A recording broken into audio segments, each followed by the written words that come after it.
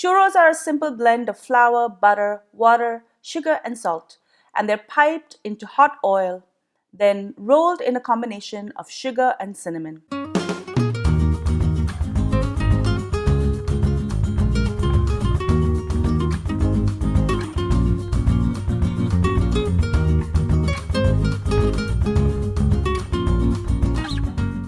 Ay caramba! Today on Cravings Food Adventures, we're making churros. If I sound really excited, it's because everyone loves churros in my household. It's really easy to make, but it's really easy for it to get finished in no time. So be prepared to make a few batches.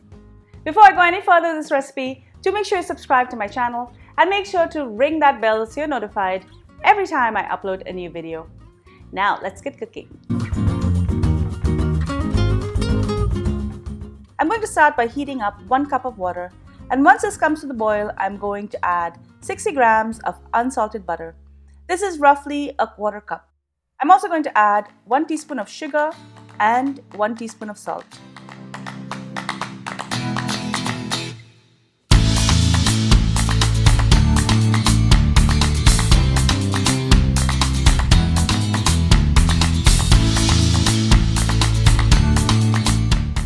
Once this comes to the boil, I'm going to reduce it to a simmer. Now I'm going to add 1 cup of all-purpose flour. Add this a little bit at a time. Don't worry if it looks like a curdled mess to begin with. Just keep adding the flour and whisk vigorously.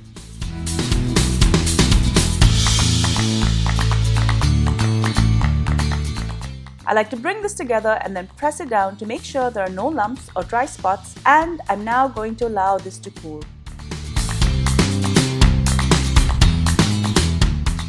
While the dough is cooling, I'm just going to mix together 1/2 cup of granulated sugar, and I'm going to add 1 teaspoon of cinnamon powder.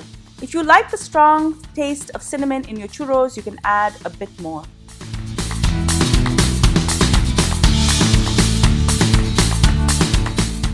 Once the dough is warm, I'm going to add in 2 eggs, and I'm going to add these 1 at a time, and I'm going to beat it in between.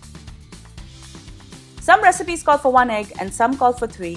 I find that 2 eggs are a perfect balance. Just 1 egg doesn't allow the churro to rise enough, and 3 eggs makes it taste a little bit too eggy in my humble opinion.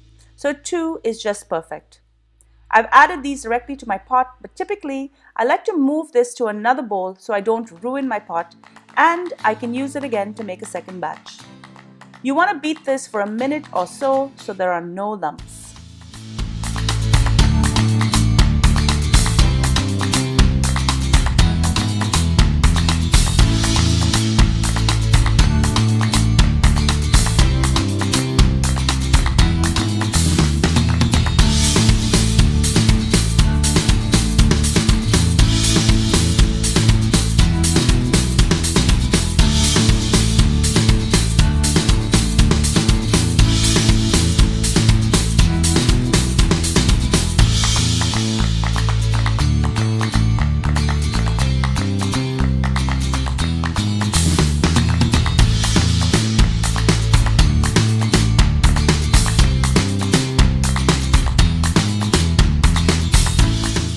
My tip is about 1 centimeter in diameter, and it's the perfect size for these churros.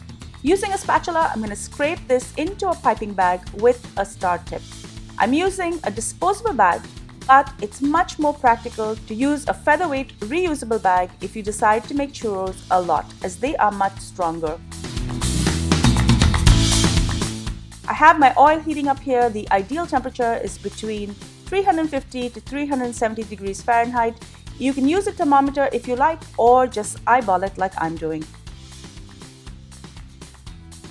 Pipe this into the hot oil and clip it with the scissors.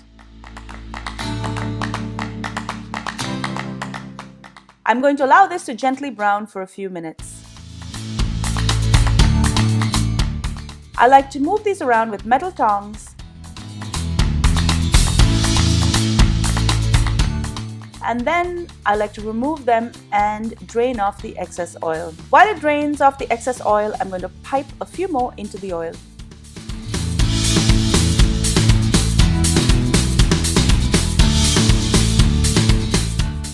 I'm now going to take the churros that I already drained and I'm going to quickly insert it into the sugar and cinnamon mixture. You want to make sure you're doing this while there is still some oil left on the churros. If the churros are too dry, the sugar won't stick to it. I'm going to dredge it in the cinnamon sugar and keep it aside. Repeat the same procedure. Cook the churros, drain, and keep dredging in the cinnamon sugar. This batch will make about 12 to 14 4 to 5 inch churros, so plan to make a second batch as this will go fast. Enjoy!